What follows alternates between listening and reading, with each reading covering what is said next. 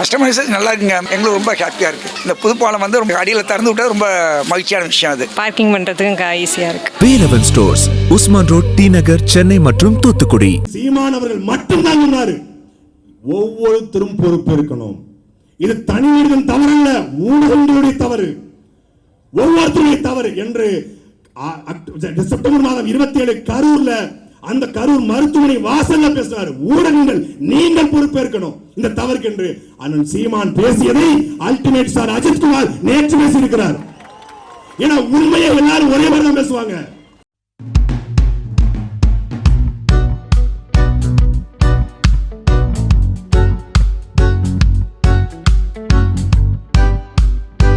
நீ வடக்க போகணுமா தெற்க போகணுமா, நீ மேற்க போகணுமா கிழக்க போகணுமா, நீ பேண்ட் ஷர்ட் போடணுமா, நீ என்ன பண்ணணும், நீ அந்த பக்கம் நிக்கணுமா இந்த பக்கம் நிக்கணுமா, நடுவில் வந்து லாரி வந்து அடிபடி சாகணுமா, எல்லாத்தையும் தீர்மானிக்கிறது அண்ணன் தான். இதே நவம்பர் 1 தான். ஒன்னு அந்த பக்கம் நில்லு இல்ல இந்த பக்கம் நில்லு, நடுவில் லாரி வந்து அடிபடி சாக அப்படின்னு சொன்னது இதே நாள்ல தான். அன்னைக்கு சொன்னது இன்னைக்கு வரைக்கும் மாறல. லாரி வந்து அடிபடி செத்தாங்க இல்லையா கரூர்ல, அவர் சொன்னாரு நடந்துச்சு. தீர்க்கதரிசி தேவருக்கு பிறகு தீர்க்கதரிசி அண்ணன் தான். செத்துட்டாங்க, இப்ப கொதிக்கிறாங்க. ஐயோ இல்ல அதுக்கு அது காரணம் இது காரணம். அண்ணன் சீமான் அவர்கள் மட்டும்தான் சொன்னாரு, ஒவ்வொருத்தரும் பொறுப்பு இருக்கணும். இது தனி மனிதன் தவறல்ல, ஊடகங்களுடைய தவறு, ஒவ்வொருத்தருடைய தவறு என்று செப்டம்பர் மாதம் 27 கரூர்ல அந்த கரூர் மருத்துவமனை வாசல்ல பேசினார். ஊடகங்கள் நீங்கள் பொறுப்பேற்கணும் இந்த தவறுக்கு என்று அண்ணன் சீமான் பேசியதை அல்டிமேட் ஸ்டார் அஜித்குமார் நேற்று பேசியிருக்கிறார். ஏன்னா உண்மையை எல்லாரும் ஒரே மாதிரி தான் பேசுவாங்க. அவர் பேசுறாரு, இது தனி மனிதன் தவறு இல்ல, ஒட்டுமொத்த சமூகத்தின் தவறு.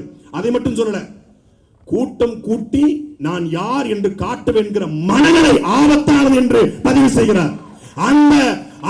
அந்த தன்மானமிக்க அந்த மனிதனுக்கு இருக்கிற அடிப்படை சமூக புரிதல் ஒவ்வொரு நடிகனுக்கும் வந்துவிட்டால் இந்த நாட்டிலே மாற்றம் நிகழும். சீமான் பேச்ச நிறைய கேட்பார் போல இருக்கு, கேட்காம எப்படி இருக்க முடியும்? அப்போ அப்படி இந்த நிலத்தில் எதை செய்ய வேண்டும் எதை செய்யக்கூடாது என்று முடிவெடுக்கிற இடத்துல நாம் இந்த மகிழ்ச்சி வந்திருக்கிறது. இல்லைன்னா அம்பத்தூர்ல சனிக்கிழமை சாயந்தரம் வீக்கெண்ட்ல இண்டஸ்ட்ரீஸ் ஏரியாவில் கோட்டரும் கோழி பிரியாணி கொடுக்காம துட்டு கொடுக்காம இவ்வளவு பெரிய கூட்டத்தை எவனாவது கூட்ட முடியுமா? ஒருத்த வரமாட்டான். ஏன் பேசுறது? சீமான் கருத்தா பேசுவாரு, வரலாற்றை பேசுவாரு, இனத்தை பேசுவாரு, மொழியை பேசுவாரு, அணில் 65 ஃப்ரை எல்லாம் போடுவாரு. அப்படின்னு வந்து உட்கார்ந்துருக்கான். சனிக்கிழமை சாயந்தரம் அணில் 65 கொஞ்சம் சாப்பிட்ட கொஞ்சம் உடம்புக்கு எதமா இருக்கும். படிகால வேற பிறந்துச்சு இல்லையா, நானே அணில் 65 பார்க்க தான் வந்திருக்கேன். அப்போ வரலாற்றை மாற்றுகிற ஒரு இடத்தில் நாம் இந்த முயற்சி வந்து நிற்கிறது. என் அன்பிற்குரிய மக்களே, இவர்கள் சொல்லிக்கொண்டே இருப்பான், இவன் ஜூலை 18 செய்யட்டும் என்ன, ஆனா ஒரு நாள் இந்த அதிகாரத்திலே நாம் தமிழகத்துடைய தலைமை ஒருங்கிணைப்பாளர் செந்தமிழன் சீமான் வருகிற பொழுது நவம்பர் 1 ஐயா ஸ்டாலின் இதே கொடியை ஏற்றி கொண்டாடுகிற நிலைக்கு நாம் தள்ளுவோம். நான் அவர்களை கொண்டாட விட அவர்களையும் கொண்டு வைப்போம். ஒதுங்கி ஸ்டாலின் கொண்டாடுவாரு, சுபேர பண்ணியும் கொண்டாடுவாரு, எல்லாரையும் கொண்டாடுற இடத்துக்கு நாம தள்ளி கொண்டிருக்கிறோம்.